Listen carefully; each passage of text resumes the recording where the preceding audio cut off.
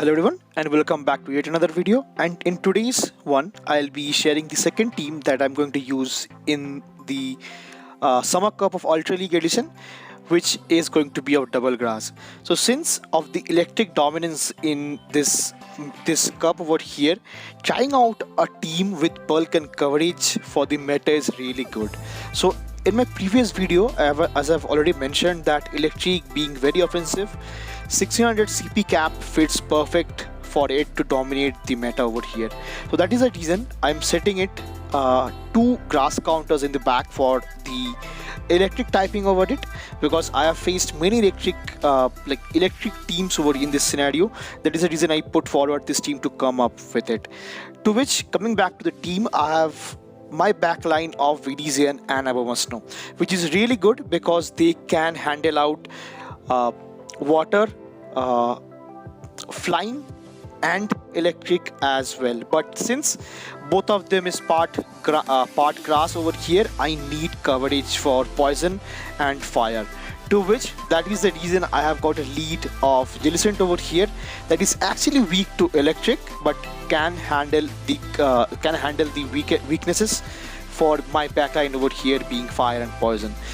That is the reason I came up with this team, and it worked out moderately well for couple of sets, but I lost badly in the first set over here.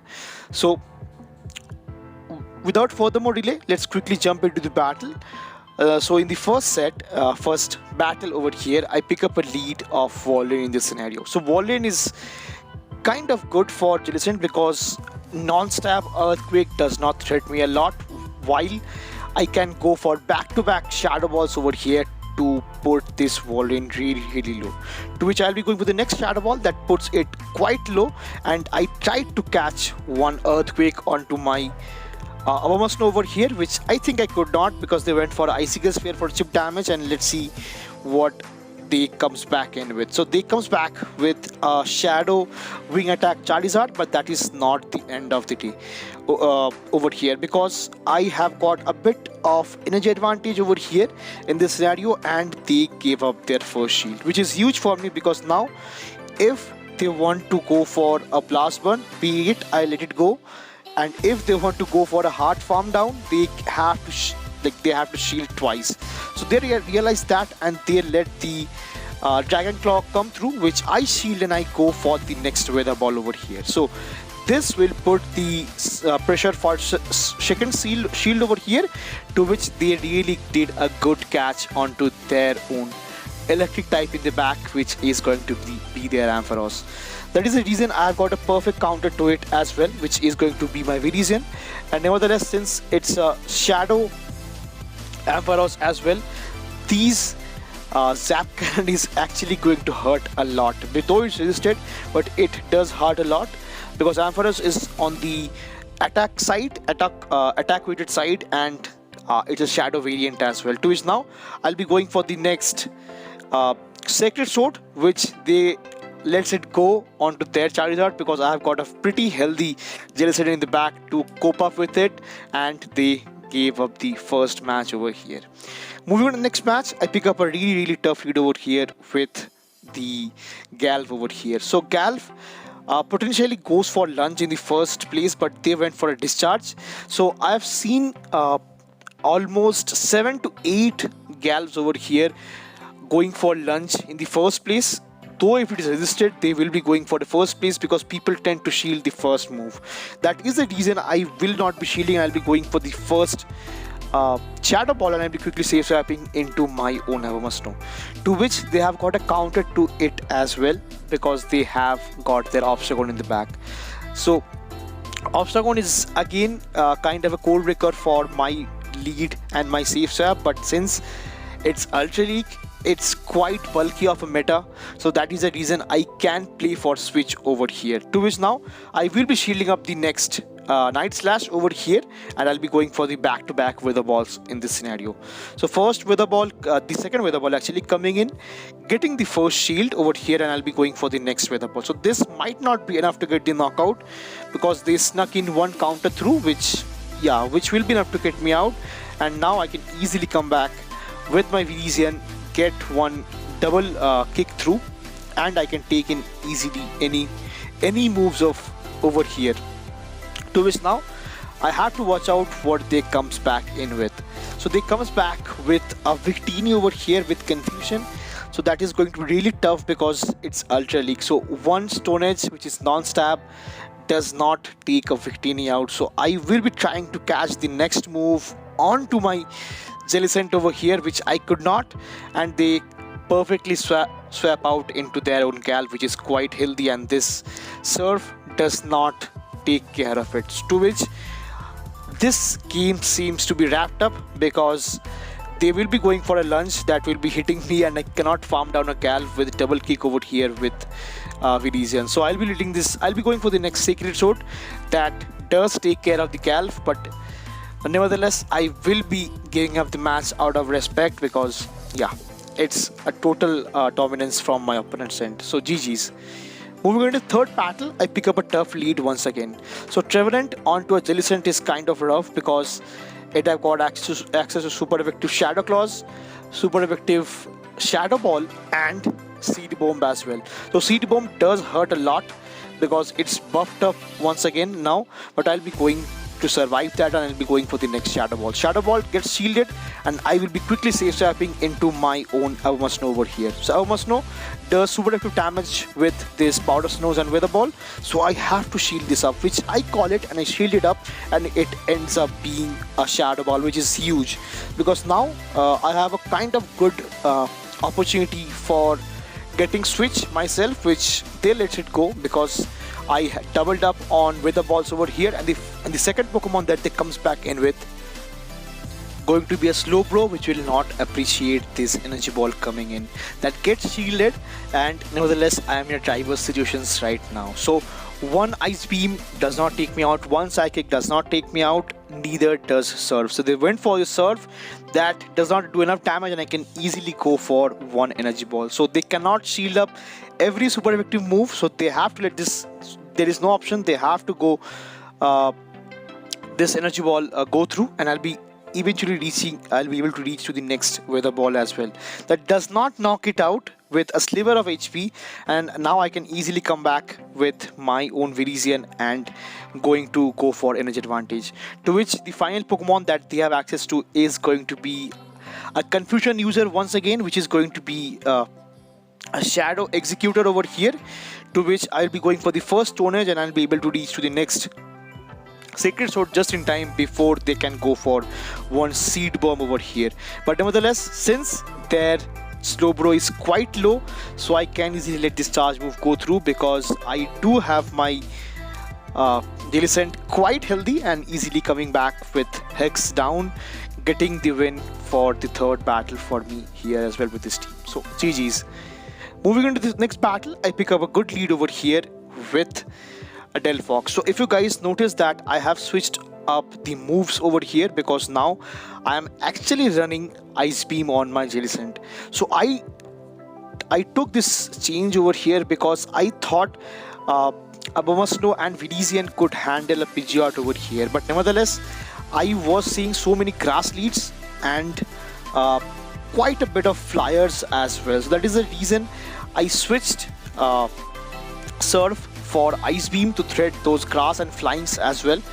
That is the reason I will be switching in. And now for this matchup, I got to a lead of Delphox over here.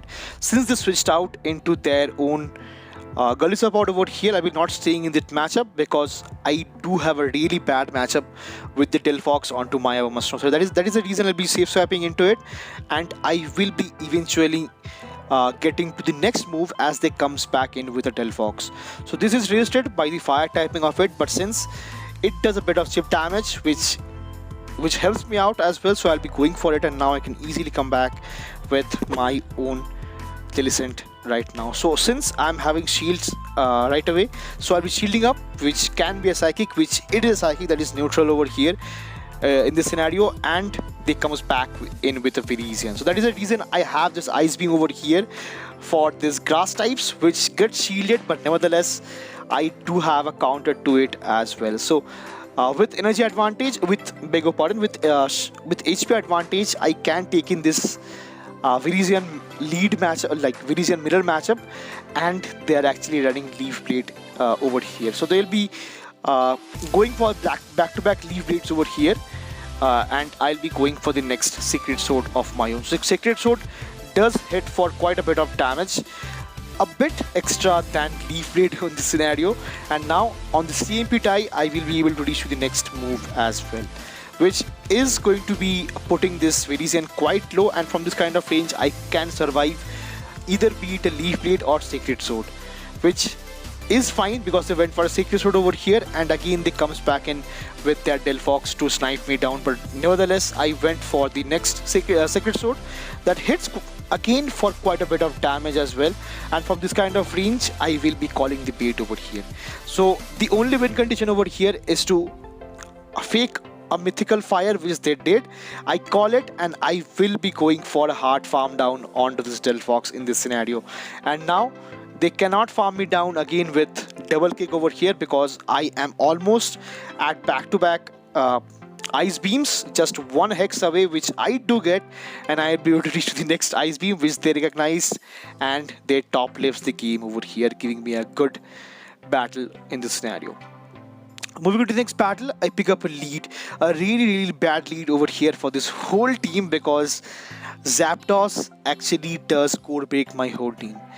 But nevertheless, since Zapdos is quite squishy, so that is the reason I'll be safe swapping into my own Abomasnow over here, to which they comes back in with their own. It's going to be I forgot this this Pokemon's name, which is going to be Chestnut. Yeah, actually Chestnut. To which now, since they're actually running Smackdown, I thought of letting this next move go through, which ends up being a superpower, takes me out, and now I will be going for a hefty farm down onto this Chestnut. So I'll be coming back with my Jellicent. I'll be going for the farm down, but which I think I can do. But as far as I remember this battle, I gave it away. So spoiler alert, so I lost this battle because I gave it away to this opponent over here, to which as they comes back in with their own Virizion, giving me switch once again. To which now, since they are running Virizion over here, I thought yeah, it's going to be Sacred Sword over here along with Stone Edge. So that is the reason you guys will be seeing out that I'll be eventually going to lose this matchup over here, so that I can catch a next move onto my Jellicent over here. To which now I'll be going for the next Sacred Sword, which will put me quite low, and I will be going to shield this. Yeah, I'll be shielding this next move as well, and now I'll be going for back-to-back Sacred Sword of my own, which might tend to get the shields down from my opponent's end, but they are holding on to the energy, and I'll be going for the next Sacred Sword. So this, I'll be undercharging it intentionally because I will be trying to cast the next move onto my Jellicent, but they are actually running Leaf Blade on it and not Stone Edge, so which ends up being the game changer for me, which I recognize, and I top lane the game over here out of respect. So GG's to my opponent, really well played. Moving into the next battle, I pick up a lead over here, which is going to be really tough once again. So Venusaur is kind of a really scary thing to face off with Jellicent, but nevertheless I have Ice Beam on it, so which gives me a bit of hope as I quickly save swap into my own Abomasnow over here, to which they counters me with their own Walrein. So Walrein is not of a good counter to Abomasnow because it's Ultra League Abomasnow, which is fully which is excelled, and it's quite highly ranked as well. So actually you need 3 icicles for to get out of this matchup with Walrein over here, but nevertheless 2 energy balls does take you out, and from this kind of range I will be eventually getting switch over here, and I have enough energy to go for the next weather ball that lands onto this Venusaur as well, which is huge because now from this kind of range I can go for a hard farm down, but nevertheless I did a trick over here. So I came back in with my Jellicent to catch the next Frenzy Plant onto my Virizion over here, which was a really good play from my end. So this is the win condition which I was looking for, and from this kind of range I will be shielding up this move and I'll be going for a farm down. which is huge because energy advantage, yeah, it's going to be same, but I could not farm it down, which could be really great for me because now I undercharge it and I'll be going for a kind of farm down which they recognize, and the final Pokemon that they have access to is going to be a Swampert. So this looks to be a wrapped up game over here because Swampert, even though all shield advantage, cannot take down a Virizion and a Jellicent over here, because if they're running Sludge Wave, be it Sludge Wave will be lethal for my Virizion, but it will be again very much bad of a matchup for my Jellicent over here. Like actually a good matchup for my Jellicent because both Hydro Cannons and Sludge Wave will be resisted, but nevertheless I think they're actually running Earthquake over here as they are going for this Hydro Cannon spam, but Hydro Cannon number 2 does not even take me out as well. So I'll be going for the next Sacred Sword that gives me the final shield from my opponent's end as well, and now they will be going for the Earthquake. So Earthquake onto a Jellicent does not threats me as well, and the only possible condition over here is to get a catch, which I recognize over here, and I farm the Venusaur down over here and get the win for the second last battle for this video here as well.